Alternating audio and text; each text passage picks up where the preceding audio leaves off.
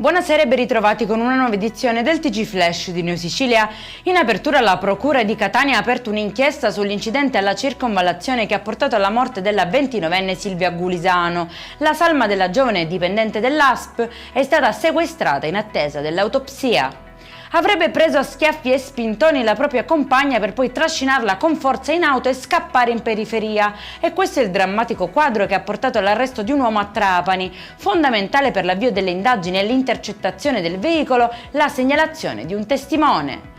A Caltanissetta torna l'incubo della crisi idrica, da giorni interi quartieri sono a secco, mentre in altre zone l'acqua arriva a intermittenza, rendendo impossibile la vita di centinaia di famiglie. Di fronte al protrarsi della situazione si è mobilitato anche il vescovo Mario Russotto, che ha convocato per venerdì una tavola rotonda.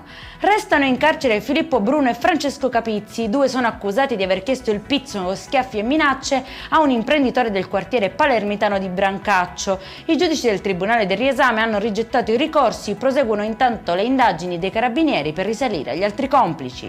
E in chiusura il meteo, continua il bel tempo in Sicilia anche per la giornata di domani, temperature fino a 29 gradi.